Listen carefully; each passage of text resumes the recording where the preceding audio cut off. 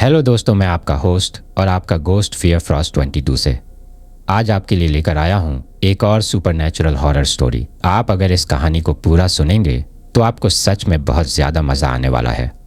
साथ ही अगर आप पहली बार हमारे इस चैनल पर आए हैं तो चैनल को अभी सब्सक्राइब कर लीजिए। ऐसा करने से हमारी और आपकी नज़दीकियाँ बढ़ जाएगी और आगे आने वाली वीडियो आप तक आसानी से पहुँच जाएगी। तो ज़्यादा समय ना लेते हुए जल्दी से अपनी कहानी को शुरू करते हैं। दोस्तों, आज की हमारी कहानी नागपुर के रहने वाले मुकेश जी की है और इसे हम उन्हीं के नज़रिए से सुनते हैं। दोस्तों, मेरा नाम मुकेश है। वर्तमान में मैं कोल्हापुर में मेरी नानी के यहाँ रहकर पढ़ाई कर रहा हूँ और सरकारी नौकरी की तैयारी कर रहा हूँ। मेरा एक बहुत बड़ा सपना है जो कि मेरे सरकारी नौकरी लगने पर ही पूरा हो सकता है, और वह सपना क्या है और क्यों है ये आपको कहानी के अंत तक पता चल जाएगा। आज जिस डरावनी और खतरनाक घटना के बारे में मैं आपसे जिक्र करने जा रहा हूँ, यह उस वक्त की है जब मैं नागपुर में अपने घर पर रहकर ही अपनी कॉलेज की पढ़ाई कर रहा था। और वह घटना इतनी खतरनाक और डरावनी थी कि उसी की वजह से मैं अपने घर को छोड़कर अपनी नानी के यहाँ पढ़ाई करने के लिए आ गया। और उस घटना की वजह से आज मेरा पूरा परिवार बहुत सी परेशानियों को झेल रहा है। दरअसल उन दिनों सब कुछ ठीक चल रहा था। मैं नागपुर में रहकर ही अपनी पढ़ाई कर रहा था और उस वक्त मेरे घर में टोटल 8 सदस्य थे। मैं, मेरी दादी, मेरे पापा और मम्मी, चाचा चाची और उनके 2 बच्चे। मेरे पापा और चाचा की नागपुर में ही हार्डवेयर की दुकान है, तो उन दिनों वो दोनों तो सुबह होते ही दुकान पर निकल जाया करते थे और मैं भी लगभग सुबह के 10 बजे तक कॉलेज चला जाता था। अब घर पर सिर्फ हमारे घर का महिला मंडल और चाची के 2 बच्चे ही रहते थे। उन दिनों हमारे घर के सामने जो मकान था वह खाली पड़ा था, उसमें कोई भी नहीं रहता था। उसके जो मकान मालिक थे वो नागपुर से बाहर रहते थे।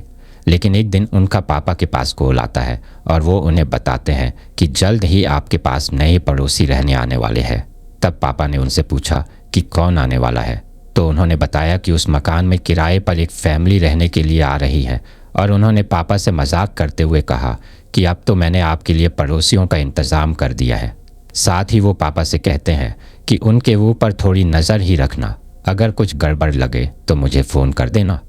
जिस दिन यह बात हुई थी उसके कुछ ही दिन बाद हमारे घर के सामने एक गाड़ी आकर रुकती है और कुछ लोग उस दिन उस मकान की साफ सफाई कर रहे थे, जिनको देखकर मैं समझ गया था कि शायद ये वही नए किराएदार हैं जिनके बारे में उन अंकल जी ने पापा को बताया था। फिर 1-2 दिन बाद तो हमें इस चीज़ का कंफर्म हो ही गया था कि वो लोग अब उस मकान में रहने लग गए हैं। लेकिन हमें अजीब बात यह लग रही थी कि वो लोग दिन के समय कभी भी अपने मकान से बाहर नहीं निकलते थे और ना ही किसी से ज़्यादा बातचीत करते थे। तभी एक दिन उस मकान मालिक का पापा के पास फिर से फ़ोन आता है और वो उस किराए पर रहने वाली फैमिली के बारे में पापा से पूछते हैं। तो पापा तो उनसे कह देते हैं कि भाई, ये लोग तो बहुत ही ज़्यादा शरीफ लग रहे हैं। पूरे दिन भर ना ही तो अपने मकान से बाहर निकलते हैं और ना ही किसी से बातचीत करते हैं। लेकिन पापा को क्या पता था कि जिनको वह शरीफ और समझदार समझ रही है वही लोग आगे चलकर हमारे लिए इतनी बड़ी मुसीबत बनने वाले थे और उन्हीं की वजह से हमारे साथ एक इतनी डरावनी और भयंकर घटना होने वाली थी जिसके बारे में हमने कभी सपने में भी नहीं सोचा था। दरअसल जब वो लोग उस मकान में रहने के लिए आए तो शुरू में तो हमें सब कुछ ठीक ठाक ही लग रहा था। और जैसा कि मैंने आपको पहले बताया कि दिन भर वो लोग अपने मकान से बाहर भी नहीं निकलते थे, लेकिन अब धीरे धीरे रात के समय उनके घर से कुछ अजीब तरह की आवाज़ें आने लगी थी। कभी तो उनके घर से पायल की ऐसी आवाज़ आती थी जैसे रात के समय कोई पायल पहनकर दौड़ रहा हो, और कभी कभी रात के समय किसी के चिल्लाने की बहुत तेज़ आवाज़ आती थी। अब शुरू में तो हम लोगों ने इस चीज़ को नज़रअंदाज किया, लेकिन धीरे धीरे वो सब घटनाएं बढ़ती ही जा रही थीं। तभी एक दिन हमारे घर पर एक छोटी सी पार्टी होती है और मेरे पापा मुझे उस सामने वाले घर पर जाकर उन लोगों को शाम के वक्त हमारे घर खाने पर इनवाइट करके आने के लिए कहते हैं। तभी मैं उन लोगों के घर पर जाता हूँ और जब मैं उनके घर पर गया तो उनके घर का दरवाज़ा बाहर से बंद था। तभी उस दरवाजे को देखकर मैंने सोचा कि शायद वह लोग आज घर पर नहीं है। अभी मैं वहाँ से लौटने ही वाला था कि तभी मुझे उस घर के अंदर से कुछ आवाज़ सुनाई देती है, जिसको सुनकर मुझे ये कंफर्म हो गया था कि घर के अंदर कोई तो है। इसके बाद मैंने उस दरवाजे को बाहर की तरफ से खोला, लेकिन वह दरवाज़ा अंदर की तरफ से लॉक था। तभी मैंने उस दरवाजे को खटखटाया। काफ़ी देर तक खटखटाने के बाद दरवाज़ा खुला, लेकिन जब दरवाज़ा खुला तो मैं चौंक गया, क्योंकि वहाँ पर दरवाज़ा खोलने वाला कोई नहीं था, बल्कि मुझे ऐसे लगा कि वह दरवाज़ा अपने आप ही खुल गया है। जब मैं उस घर के अंदर गया तो उस घर के अंदर का नज़ारा देखकर मैं चौंक गया। मुझे समझ नहीं आ रहा था कि ये सब क्या है, क्योंकि वह घर बाहर से दिखने में जितना साफ सुथरा था, अंदर से उससे कई गुना ज़्यादा गंदा था। जब मैं उस घर के अंदर गया तो मैंने देखा कि उस घर में हर तरफ जाले लगे हुए हैं और पूरे घर में चारों तरफ धूल ही धूल हो रखी है। उसको देखकर ऐसा लग रहा था जैसे कई दिनों से वहाँ पर किसी ने झाड़ू ही ना निकली हो। और मेरे सबसे ज़्यादा होश तो तब उड़े जब मैंने देखा कि उस घर के आंगन के एक कोने में मरे हुए जानवरों के कंकालों का ढेर लगा हुआ था।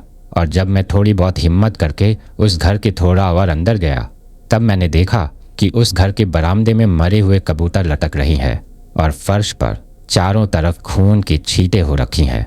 उस घर की ये हालत देखकर ऐसा लग रहा था कि जैसे वहाँ पर कोई इंसान नहीं बल्कि कोई हैवान रहते हो। वो सब देखकर मैं काफ़ी ज़्यादा घबरा जाता हूँ और वहाँ पर किसी को बिना कोई आवाज़ लगाए ही मैं अपने घर पर जाने के लिए वापस मुड़ता हूँ। लेकिन जैसे ही मैं मेरे पीछे की तरफ मुड़ता हूँ तो मुझे वहाँ पर एक औरत खड़ी हुई दिखाई देती है और मेरी नज़र उसकी तरफ पड़ते ही वो मुझसे पूछती है कि कौन हो तुम और यहाँ क्या कर रहे हो। तभी मैं उससे कहता हूँ कि मैं आपके सामने वाले घर में ही रहता हूँ और आज हमारे घर पर एक छोटी सी पार्टी है, तो मेरे पापा ने आप लोगों को शाम के वक्त खाने पर बुलाया है। अभी मैंने उसे इतना कहा ही था कि तभी वह औरत अचानक से ज़ोर ज़ोर से हंसने लगती है और उसे इस तरह से हंसता हुआ देखकर मैं काफ़ी ज़्यादा डर जाता हूँ। तभी मैं उससे बिना कुछ कहे ही वहाँ से जाने लगता हूँ तो अचानक से वो औरत मेरा हाथ पकड़ लेती है और मुझसे कहती है कि कहाँ जा रहे हो। तो मैं उससे कहता हूँ कि अपने घर। तभी वो मुझे एक अजीब सी आवाज़ में कहती हैं कि यहाँ पर लोग आते तो अपनी मर्ज़ी से हैं, लेकिन अपनी मर्ज़ी से यहाँ से जा नहीं पाते। उस औरत की मुझे ये बात कुछ समझ नहीं आती है। तभी मैं उससे कहता हूँ कि यह आप कैसी बातें कर रही हो। अभी मैंने उस औरत से इतना कहा ही था कि तभी उसने अचानक से मेरा गला पकड़ लिया और उसने मुझे मेरे गले के बल हवा में ऊपर की तरफ उठा दिया।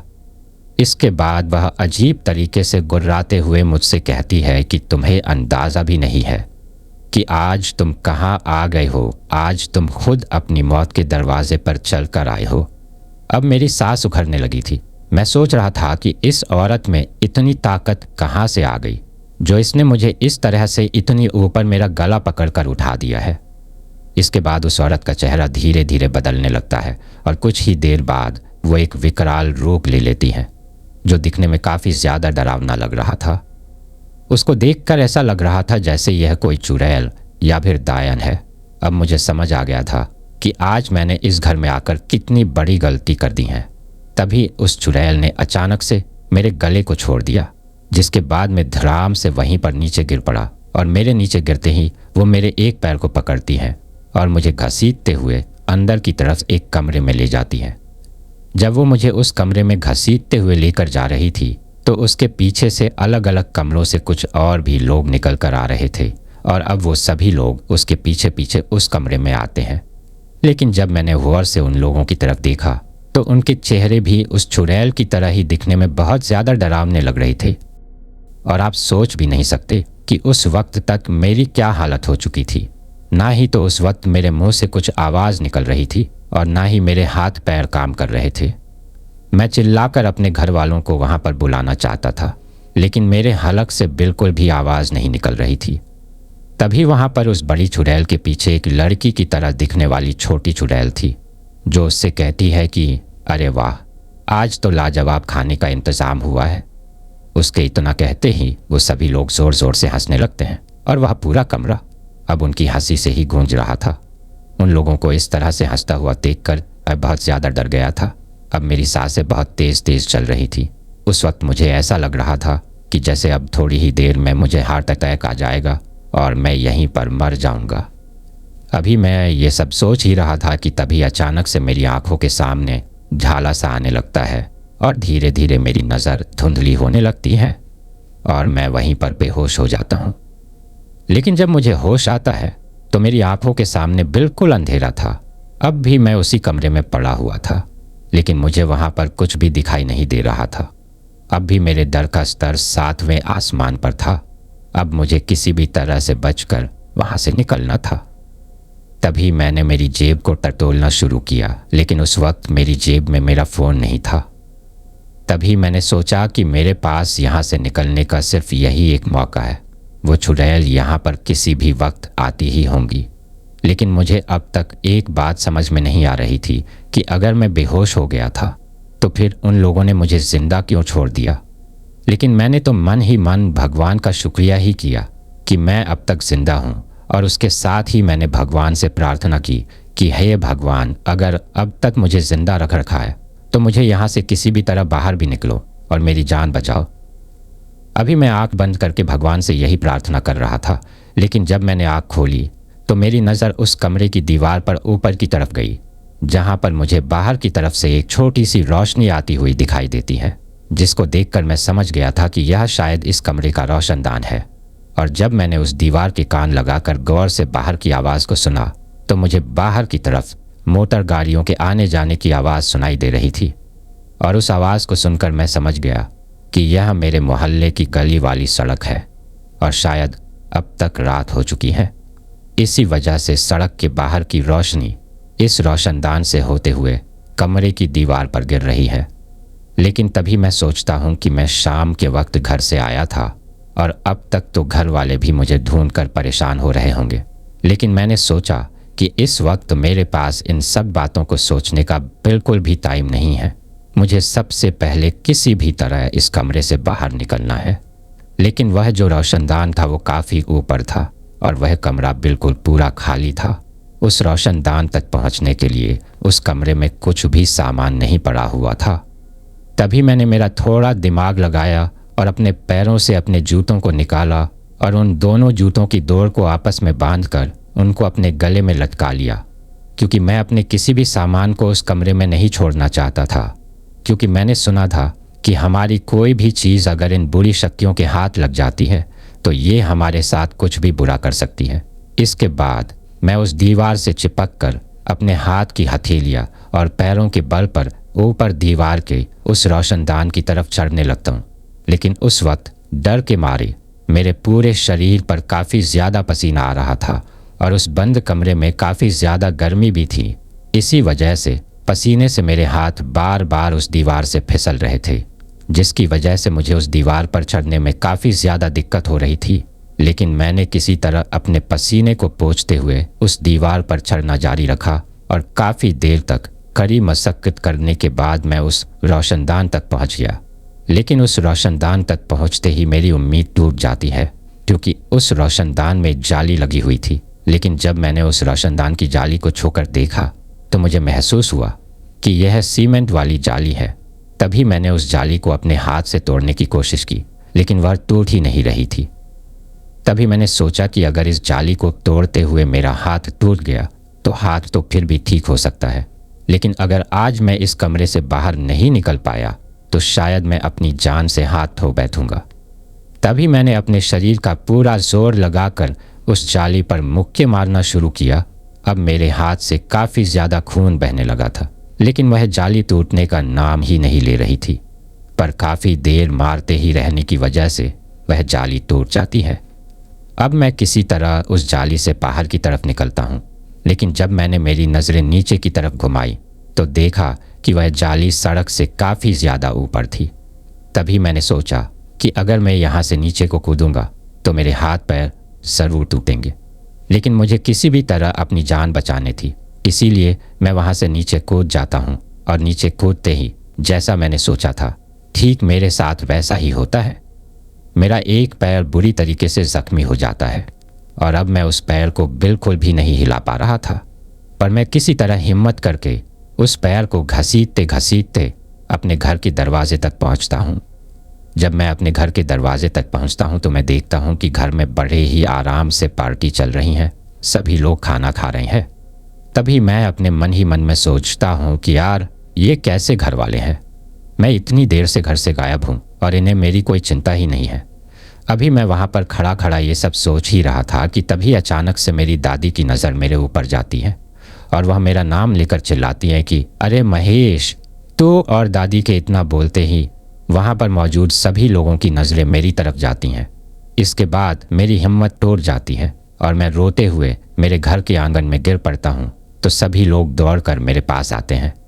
लेकिन जैसे ही मेरे घर वाले मेरे पास दौड़ कर आते हैं तो पीछे की तरफ खाना खा रहे लोगों में से कुछ अजीब सी आवाज़ आने लगती है और जब उस आवाज़ को सुनकर सभी ने अपनी नज़रें उस तरफ घुमाई तो सामने की तरफ का नज़ारा देखकर सबके पैरों तले ज़मीन खिसक गई, क्योंकि सामने की तरफ वही चुड़ैल थी और उसके पीछे उसकी वह पूरी फौज।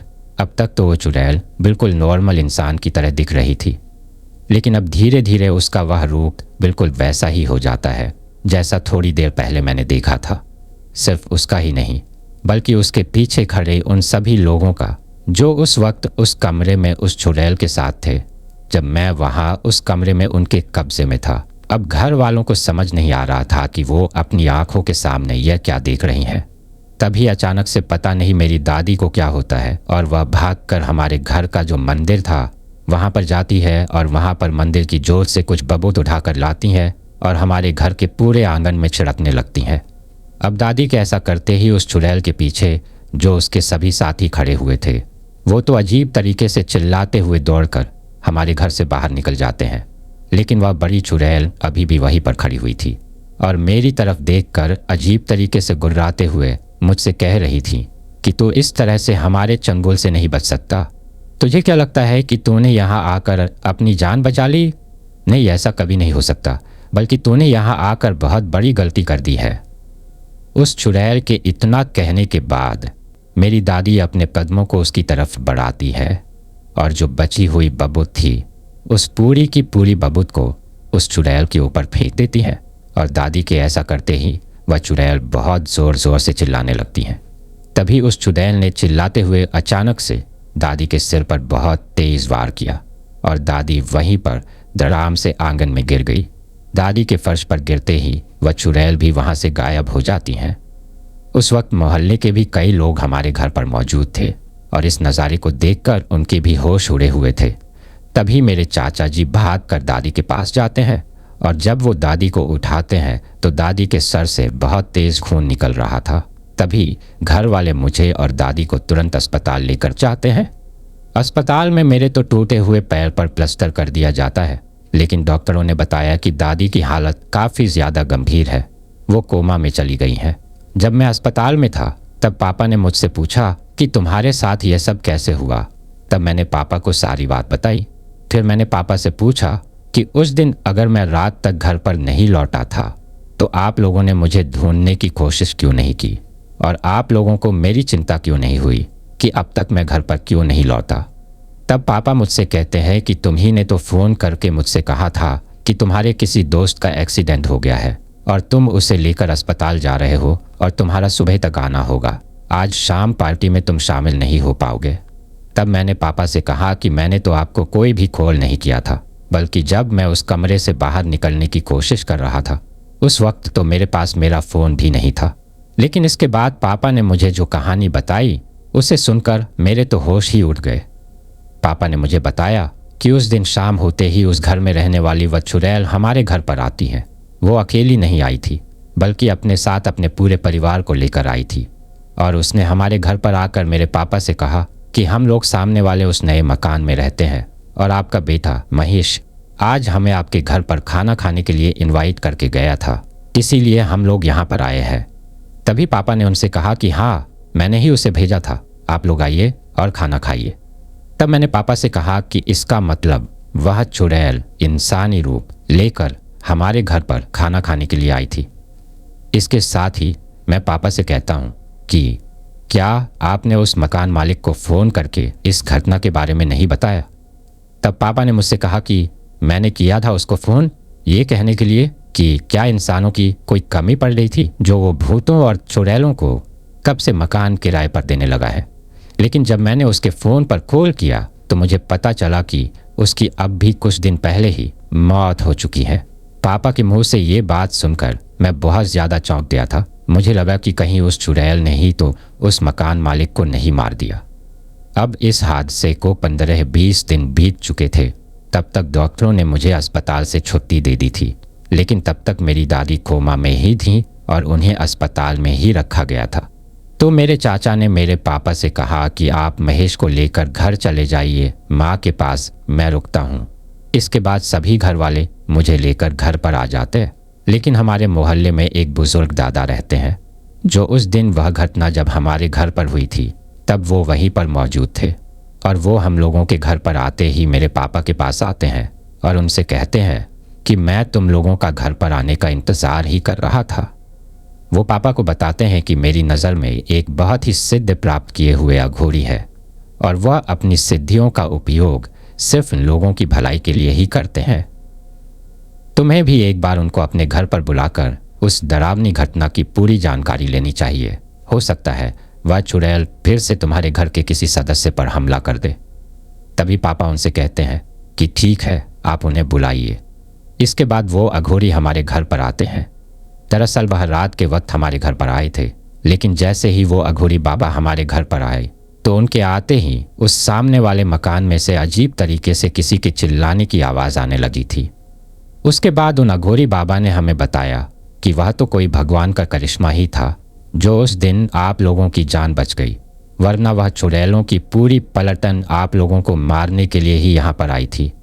उस दिन अगर आपका यह लड़का सही समय पर यहाँ पर नहीं पहुँचता तो थोड़ी ही देर में वह चुड़ैलों की पलटन यहाँ पर मौजूद सभी लोगों को मौत के घाट उतार देती। उस दिन उस पार्टी में वह रात के 12 बजने का इंतज़ार कर रही थी। अगर रात के 12 बजे तक आपका यह लड़का यहाँ पर नहीं आता तो वो आप सभी लोगों को मार देती। इसके बाद उन अघोरी बाबा ने उन चुड़ैलों के बारे में जो बताया उसे सुनकर मेरे पूरे घर के सभी लोग काफ़ी ज़्यादा घबरा गए थे। उन्होंने हमें बताया कि वह चुड़ैल फिर से हमारे घर के किसी भी सदस्य पर हमला कर सकती हैं। उनसे बचने के लिए हमें हमारे घर पर हवन कराना होगा। उन्होंने हमें बताया कि आपके घर के किसी एक सदस्य ने उनकी दुनिया में जाकर उनको छेद दिया है और अब वह आप लोगों का पीछा बिल्कुल भी इतनी आसानी से नहीं छोड़ने वाली। इसके बाद पापा ने उन अघोरी बाबा से पूछा कि आखिर यह चुड़ैल थी कौन और ये हमसे क्या चाहती हैं। तब उन अघोरी बाबा ने बताया कि यह एक पूरा परिवार था जो आज से कुछ साल पहले किसी दूसरे शहर में रहता था, लेकिन उस घर की जो मुखिया थी वो किसी तंत्र विद्या को सीखने के चक्कर में आ जाती है और इस तंत्र विद्या के चलते वह अपने पूरे घर वालों के साथ अपने ही घर में फांसी लगाकर मर जाती है। तभी से उन लोगों की आत्मा इधर से उधर भटक रही है। वह मरने के बाद भी जिंदा इंसानों की तरह एक शहर से दूसरे अनजान शहर में जाते हैं और किसी जिंदा इंसान की तरह ही रहकर लोगों को अपना शिकार बनाते हैं। लेकिन वो सिर्फ उन्हीं लोगों को अपना शिकार बनाते हैं जो उनकी दुनिया में अपनी मर्जी से प्रवेश करता है। और उस दिन आपने अपने लड़के को उनके घर पर भेजकर बहुत बड़ी गलती कर दी थी। मरने के बाद उस घर के सभी लोग चुड़ैल, दायन और पिशाच का रूप ले चुके हैं। यहाँ तक तो अघोरी बाबा ने जो कुछ भी बताया वो सब कुछ ठीक था, लेकिन इसके आगे उन्होंने जो बात बोली उसे सुनकर हम सभी लोग बहुत ज़्यादा घबरा गए। उन्होंने हमसे कहा कि अब अगर उन्होंने आपके ऊपर हमला कर दिया है तो वह किसी एक इंसान की बलि तो आपके परिवार में से लेकर ही रहेंगी और उन्होंने पहले से ही उस इंसान के ऊपर हमला कर दिया है। इसके बाद पापा ने उनसे पूछा कि आप किस इंसान की बात कर रहे हैं, तो उन्होंने कहा कि आपकी माताजी यानी कि वो मेरी दादी के बारे में बात कर रहे थे। उन अघोरी बाबा ने हमसे कहा कि आपकी दादी बहुत बहादुर इंसान थी। उस दिन उन्हीं की वजह से आप सभी लोगों की जान बच गई।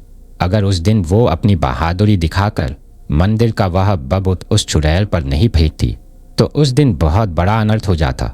लेकिन अब आपकी दादी आपका साथ छोड़ चुकी है। उस चुड़ैल ने उनके ऊपर इतना खतरनाक वार किया था कि अब उनका जिंदा बच पाना बहुत मुश्किल है। अब वह सिर्फ कुछ ही दिनों की मेहमान है। अघोरी बाबा के मुंह से ये बात सुनकर पापा तो वहीं पर रोने लग गए थे। इसके बाद हुआ भी कुछ ऐसा ही। उसके ठीक 3 दिन बाद ही मेरी दादी हम सभी को छोड़कर हमेशा के लिए चली गई। दादी के जाने के बाद पापा ने कहा कि अब मैं मेरे घर के किसी भी और सदस्य को नहीं खोना चाहता। इसीलिए जैसा उन अघोरी बाबा ने बताया था हमारे घर पर वैसे ही हवन वगैरह करवाया गया। हवन के बाद उन्होंने पापा से मेरे लिए कहा कि आप अगर इसे इस शहर से दूर ही भेज दो तो ठीक रहेगा, क्योंकि जब तक ये यहाँ पर रहेगा इसके ऊपर खतरा बना रहेगा और इसी वजह से मैं अपने घर से दूर कोल्हापुर अपनी नानी के यहाँ रहकर अपनी पढ़ाई कर रहा हूँ। दोस्तों, ये थी हमारी आज की कहानी। कैसी लगी आपको ये कहानी? कमेंट करके ज़रूर बताइएगा और अगर आपको ये कहानी पसंद आई हो तो इसे प्लीज़ लाइक ज़रूर कर दीजिएगा। मेरे चैनल में इसी तरह की कई और दिलचस्प कहानियाँ हैं, उन्हें भी ज़रूर सुनिएगा। और अगर आपने अभी तक चैनल को सब्सक्राइब नहीं किया है तो प्लीज़ चैनल को सब्सक्राइब ज़रूर कर लीजिएगा। आपका ये छोटा सा सहयोग हमें आपके लिए ऐसी ही कहानियाँ लाने के लिए प्रोत्साहित करता है। तो दोस्तों, फिर मिलते हैं नेक्स्ट फ्राइडे को एक नई हॉरर कहानी के साथ। तब तक के लिए take care and stay tuned only at fear frost 22।